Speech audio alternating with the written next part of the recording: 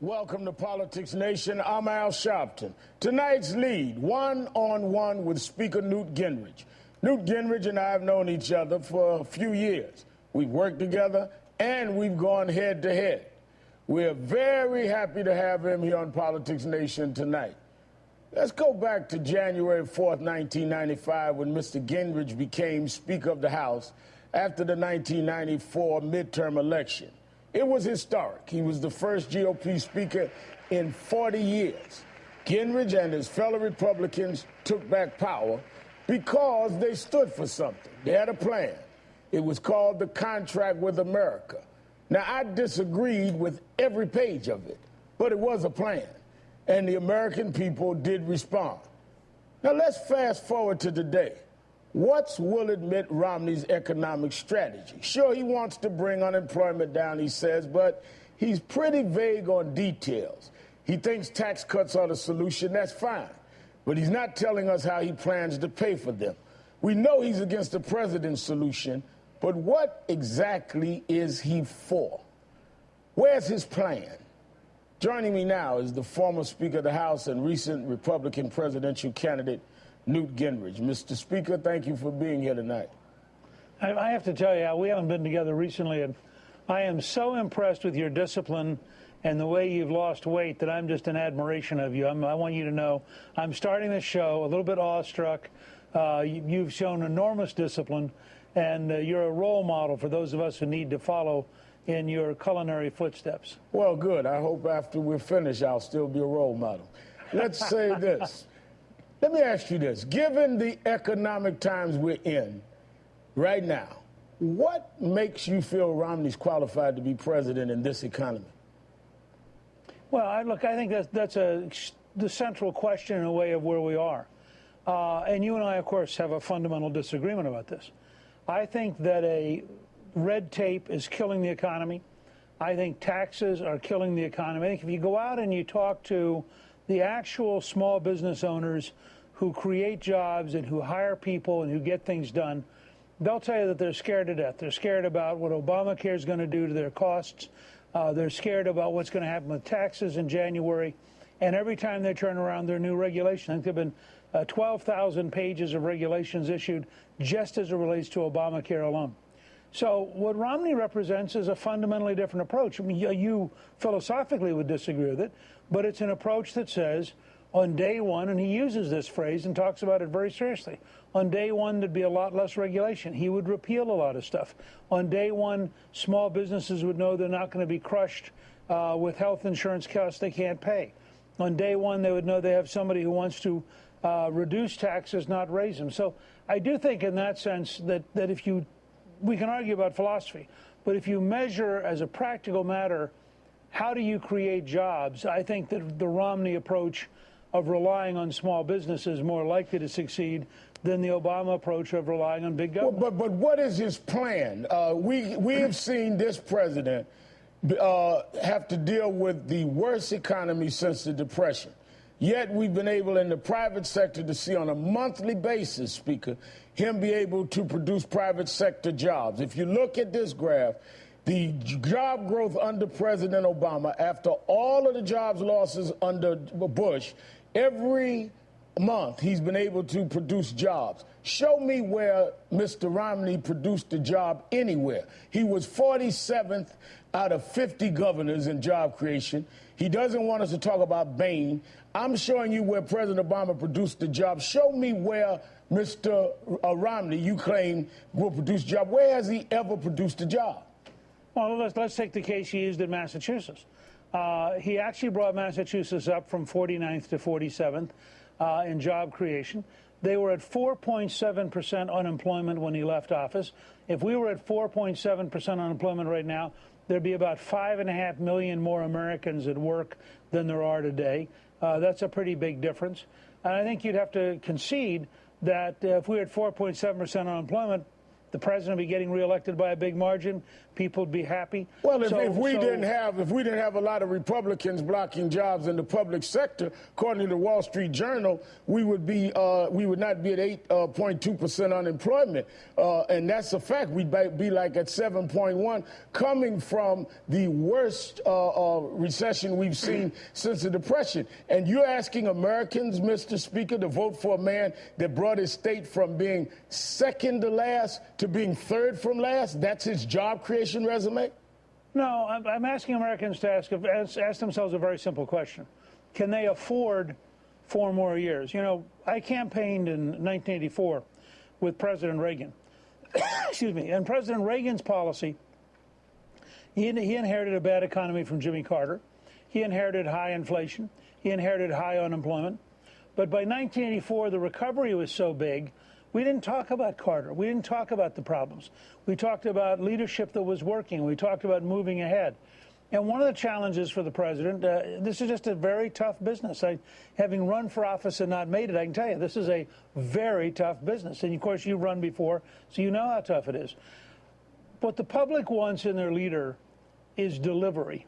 And the great challenge for President Obama is that, with all due respect, with all the problems the Republicans gave him in the Congress, and they did, with the challenges he inherited from George W. Bush, and they were real, by the time you've been there 3.5 years, people want a sense not of why you couldn't do it, but of the fact that you are getting it done. And I think this is a big burden he's going to carry into the fall. I think, Mr. Speaker, when I talk about job creation in the private sector, when you talk about health insurance and health care, when you have people with pre-existing conditions, he clearly has a record. And what I keep hearing, and we've been talking a few minutes now, is that Mr. Romney really doesn't have a plan, that you're running on just attacking Mr. Obama's plan. Now, you mentioned Ronald Reagan. Ronald Reagan did more than stop talking about Jimmy Carter. He raised taxes 11 times. You're talking about cutting taxes in the small businessman. 11 times Ronald Reagan raised taxes. So where do you use Reagan and then come with this tax cut kind of mantra over and over again, as if Reagan did not raise taxes when it was necessary? Well, in the first place, in 1981, Reagan passed what was at that time, by a big margin, the largest tax cut in American history. Remember, when Reagan was sworn into office, the top marginal rate was 70%. So the tax cuts Reagan put in, ultimately, by the time he left office, I think the top rate was 39. So that was a huge drop in tax rates. And all the small tax increases you're talking about were tiny compared to the 1981 tax cut. And so in that sense, I think it's fair to say that Reagan was committed to a supply-side approach of lower taxes and more job creation. But he raised the taxes 11 times, Mr. Speaker. He did. That's a fact. Most of those were very small tax increases. But let me give you an example. I was in Atlanta yesterday, and I was out at the Cobb Galleria, and a woman walked up to me, and she had her teenage son with her and introduced him, and we got a picture. And she said to me, she said, the job situation is so bad that when I went to see a friend of mine who runs one of these fast food places to try to get my son a job for this summer, he said to me, we're hiring adults because, frankly, there are so many adults out of work, we don't have space to hire teenagers. Now, you know that this is a major, major problem for America. My only case is that the president's had 3.5 years to solve it. The first 2 years, he had a Democratic House, a Democratic Senate. He's had a Democratic Senate for all 4 years. I think people thought it would get done better, that we'd be more robustly getting to full employment. And instead, they see an economy where, the last poll I saw, 3 out of 4 Americans think we're still in a recession. And that's why I think when the president said last Friday that the private sector was doing just fine, a lot of people thought that was a disconnect from reality. Well, I think a lot of people, to the private sector, I think the president clearly made clear what he was saying there. But let's say this. You talk about what he had in Congress. Every step of the way, Congress has blocked this jobs bill, blocked even serious talks about the deficits. In fact, let's go to a book that Mr. Draper wrote about the night of the inauguration. There was a meeting at a hotel near the inaugural ball, about a mile away, in which that night there was a group of Republicans, you among them, that was committed to the defeat of President Obama. This is before any of this. He writes about that night, the plan was to show a united and unyielding opposition to the president's economic policies, begin attacking vulnerable Democrats on the airways, win the spear point of the House in 2010, jab Obama relentlessly in 2011, win the White House and the Senate. And Draper writes that you told the group, you, Newt Gingrich, you will remember this day. You will remember this day the seeds of 2012 were sown. Now, you've called the president and Democrats divisive. You said he hasn't done anything. If there was a commitment from day one, before he ever took a seat behind the desk of the Oval Office, that everyone was going to obstruct him, then what he's done has been almost unbelievable against those kind of odds, Speaker Gingrich. Well, look, I mean, there are three different things in this, Al. Or Reverend Sharpton. If we're going to be on formal names, I'm happy to be Newt, but Reverend Sharpton. The first is it was an important meeting, and I was glad and honored to be part of it. I'm glad you admit you had it, but go ahead. And look, it's obvious. I mean, don't you think that in 2001, when George W. Bush was being inaugurated, a group of Democrats got together and said, how do we get the White House? And in 2005, they got together and said, how do we get the White House? In fact, but there's a qualitative difference in how do we get the White House, and that we are committed tonight to block everything he does, that we are going to be relentless and really care nothing about the fact that he was inheriting the worst economy since the Depression by a member of your party. Look, I said at the time that if he had stuck with, there were three speeches President Obama gave that were truly historic and an enormous opportunity for him. The Manassas speech the last weekend before the election, the Grant Park speech election night, and his inaugural, which I said to Callisto when we left because we were at the Capitol for the inaugural. As we left, I said, you know, if he sticks to the kind of moderation and bipartisanship he's been describing, he will split the Republican Party, he'll govern like Eisenhower, and he'll get reelected. This is the inaugural day. The reason we were able to unify the party is he basically cut a deal with Harry Reid, the Democratic Senate Majority Leader, and Speaker Nancy Pelosi, and they rammed through an $800 billion stimulus package with no Republican really being involved, and in fact, no elected official even read the bill before it was voted on in the House. And I think that was the decisive mistake of the presidency, because he was choosing. That night you were quoted as saying, this begins the seeds of 2012. We're going to block them. Mitch McConnell, the Senate Minority Leader, said his one commitment was to stop the re-election of this president. If you were so blown away by those three speeches, you certainly had sobered up by the time you got to that meeting that night. Look, and he had just done the inaugural address. Look, I thought, and I still think in retrospect, he had an opportunity to outmaneuver us by being deliberately bipartisan and deliberately open. You know, this happens with Bill Clinton. Bill Clinton is faced with a choice after I become Speaker, as you pointed out at the beginning of the show. Bill Clinton's faced with the choice of working with us in welfare reform, working with us on balancing the budget, or fighting us every inch of the way. And he says, you know, if I work with them, I will be in the middle. I'll be seen as reasonable. I'll get reelected. Now, you could make an argument that he helped reelect the House Republicans by working with us, but he also helped reelect himself. And you always have, a president always has a choice. This president could have chosen to be more open, more bipartisan. He wouldn't have gotten as much done. I mean, from a standpoint of a hardline liberal, you'd never get Obamacare through if he had cooperated with Republicans. You'd never get the stimulus through if he'd cooperated with Republicans. So he took a gamble.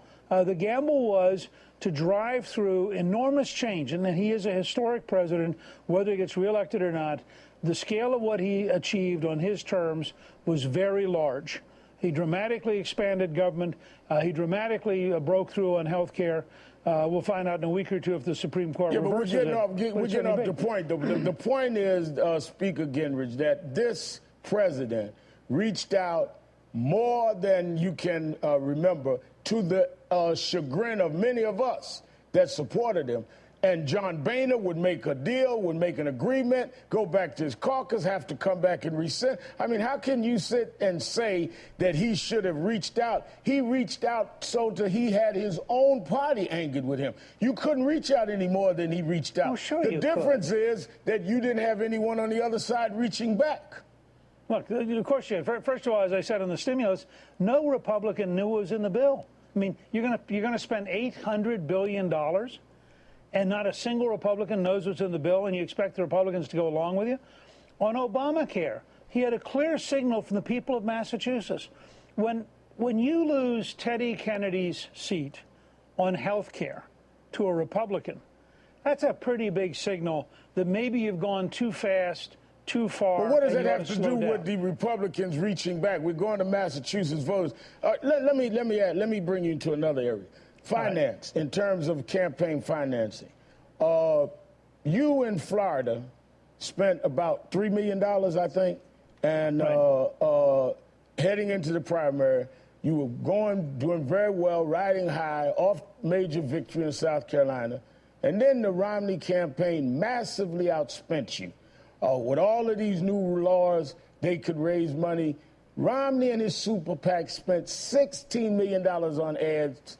Your campaign only had $3 million. On top of that, the Romney team went negative. You talk about what united your party.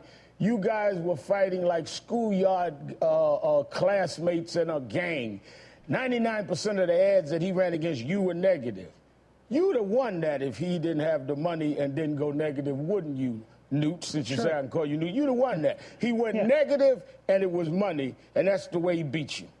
Actually, the Georgia phrase would have been, we were fighting like junkyard dogs, which I think Florida got to be pretty hard and pretty tough. I didn't want the right-wing bloggers to say I called you a junkyard dog, but go ahead. They'll come after me for it, but it's all right.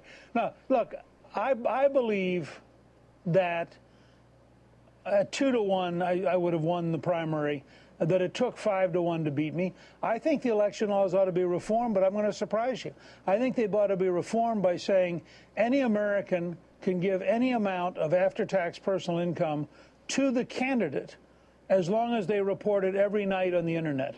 If you had that kind of a system, you'd have less negative attack ads because the candidates just simply wouldn't do it. You'd have more accountability, and middle-class candidates could balance off rich candidates. It's very difficult in America today. If you look, for example, at New York, where Mayor Bloomberg spent an extraordinary amount of personal money to buy the mayor's office for the third time. It's very hard to compete with a billionaire if they get to spend all the money they want and the middle-class candidates raising money in $2,500 units. So I think the current system is rigged, frankly, in favor of the wealthy. Well, I think that the economic system is rigged in favor of the wealthy when we're sitting around giving them tax cuts. But Speaker Gingrich, Newt, please stay with me. We'll continue the conversation. I have a few more things I want to go over with you. We'll be right back. To Politics Nation, continuing now with our live interview with Newt Gingrich, former Speaker of the House and recent candidate for the Republican nomination. Mr. Gingrich, during the campaign, you said some questionable things about poor people in this country. Listen. The fact is that more people have been put on food stamps by Barack Obama than any president in American history. If the NAACP invites me, I'll go to their convention and talk about why the African-American community should demand paychecks and not be satisfied with food stamps. We really want to create a pathway to work for people. When you have 43% black teenage unemployment, there's a very, very severe challenge of making sure that people get the work habit. If you look at the largest urban housing projects, you'll find areas that have remarkably few people who have work experience. Now, Mr. Gingrich, you know you should have known better, and I think you do know better, because we traveled together at the suggestion of President Obama. And so I have to ask you, is this kind of talk, this kind of language you use, just playing to the right wing, you playing to the far right, as David Gregory asked you, with racially tinged language? Do you still defend now what you said? Well, let me start with my surprise that having a conservative Republican who actually cares that there's 43% black teenage unemployment, I would think is a good thing. Having a conservative Republican who's eager to go to the NAACP and meet with them. and talk about real issues, I would think is a good thing. Look, I'd say the same thing about La Raza and my concern for Latinos who are unemployed. It is a fact in America, as you know and as you've talked about, that when you have hard times, they're harder for ethnic minorities than they are for whites. We need a greater level of concern. Surely, well, I don't disagree with any of that about if you had a conservative that was concerned. What I disagree with is when we have facts that are not correct. Let's deal with the facts. The facts are there are more whites on food stamps than blacks. 49% of the people on food stamps in 2010 were white. Only 26% black, 20% Hispanic. You didn't go to a white convention or say you would go there and tell them to go for paychecks, not food stamps. And to call the president a food stamp president, I mean, it's like this racial line. To say that people don't have people that are role models. You and I went to South Philly. You saw parents that take their kids to school. You saw black teachers. What do you mean they don't have role models and all they see is criminals? Now, wait a second. Hold on. First of all, on the question of who gets the most food stamps, you just made the point I made to David Gregory on Meet the Press. David Gregory said to me, isn't it racist to talk about food stamps? And I said, David, a majority of the people getting food stamps are white. They're not black. So if I'm talking about food stamps, it's not an inherently racial comment. It is if you say you go to the NAACP and tell them that they should get paychecks, not food stamps. You didn't say you would go to the NAACP and say help you get whites off food stamps for paychecks. Well, first of all, I think from the standpoint of the NAACP, their number one legitimate priority is black teenage unemployment. Right. I think, it's not suburban white kids who are reasonably well off who can't find a job this summer. But this became an ongoing theme throughout your campaign. Food stamp president, people get paychecks. I mean, you and I know the subtleties and the subliminal message there. But does a Republican candidate, even if they know better, are they forced to play to this extreme right wing that wants to see this kind of language? No, I'm not. I'm trying to make a point about the outcome of certain economic policies. But I also want to challenge you head on for a second about your second point. Are you seriously suggesting that there are not public housing projects that in fact have a very substantial number of people with no really healthy role models? And I agree with you. We went to a school in Philadelphia together. It was a great trip, and I wish every American could have been with us on that trip. They would have learned a great deal as I did, and watching you have great courage in that community and the way you took people on was very impressive. But that was also a school that had changed dramatically in 3 years. I mean, I've never forgotten the one young man who said to us, who was a junior in high school, that in the old school, people expected him to fight, so he did. In the new charter school, people who said, if you fight, we'll kick you out, so he refused to fight because he didn't want to ever get kicked out. It was a great success story. That's right. And you know who turned that school around? Not criminals in that neighborhood. Those same black teachers, black principal who you met, the same role models I'm talking about. I know housing developments where people get up early, get on public transit, risk life and limb in some high crime areas, and they're the majority of the housing development trying to go out and work and make ends meet. And for them to be miscast in this way, I think is humiliating and is incorrect. But I wasn't miscasting people who get up early and work hard. I had relatives who didn't get out of high school. I had relatives, I had an aunt, my favorite aunt who helped raise me, my Aunt Loma, who worked every day of her life into her 90s. She grew up very poor on a farm. She did maid work in her 70s and early 80s. She sewed. And she felt that there was an inherent dignity in work. Right. Now, so I think I have an identity. I have relatives who are steel workers in Steelton, Pennsylvania, who belong to the local union. I mean, I have blue-collar workers who got out of high school but never went to college. So I'm just saying we need to have a policy, and I would think you'd actually agree with this. We need to have a policy that no neighborhood in America should be left out. No community should be left out. And it's clear today that we have policies and institutions that are not working. And frankly, I thought part of the reason you and I went around talking about charter schools was in an effort to get communities to realize that there's an opportunity for real change, and they have to make that change if in fact their children are going to have the kind of future and we want them to have. we went with Secretary Duncan of this administration. Yep. This president has put forth bills around education and jobs that I think is consistent with that, which is why I do not understand how in any way, shape, or form we can talk about relatively few, very few people in these places are employed. They have few role models.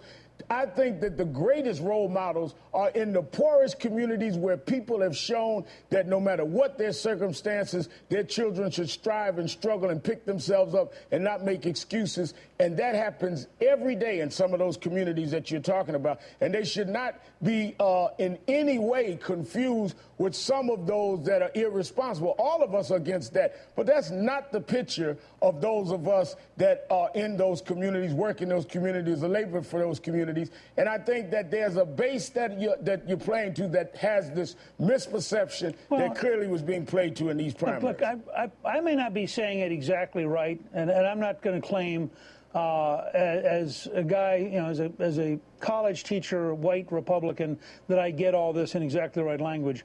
But I will tell you, when I look at the collapse of Detroit over the last 40 years, when I look at entire neighborhoods where half the houses have nobody living in them, when I look at places where the kids don't have good role models, and surely, and I'll be glad to go with you someday, we'll take a trip together, I'll find 3 or 4 neighborhoods if you'll go with me that fit what I'm describing.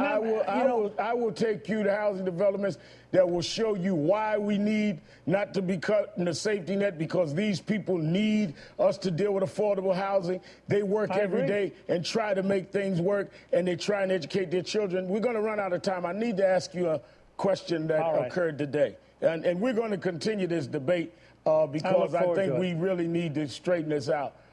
Texas Republican Senator John Cornyn today called on Attorney General Eric Holder to resign. Do you support that position? Well, I think that the Attorney General either has to comply with the House contempt citation, or he has to resign. I mean, it's clear that the House is going to vote contempt unless he turns over documents and answers questions. And I think this has nothing to do with him as a person. This is a serious constitutional question. He says he wants to keep talking to the House. Well, I think in that context, I think that he ought to sit down with them in the next couple of days. I don't think this is a 6-month process. They ought to work it out. But I do think that what Senator Cornyn is pointing out is, in the absence of them finding a solution, if he has a contempt citation voted against him, his position will become impossible to sustain, just as a practical matter trying to be Attorney General. So I would hope if he's going to sit down, he does it in the next 48 or 72 hours and works something out, because I think it's unhealthy for the country to have that level of tension between the Congress and the Attorney General. Well, Speaker Gingrich, we're out of time. I appreciate your time tonight. We're going to continue this discussion. All right. And these are the kind of debates we had traveling together. I also want you, next time we talk, bring me one job, well, just one, that Mitt Romney produced.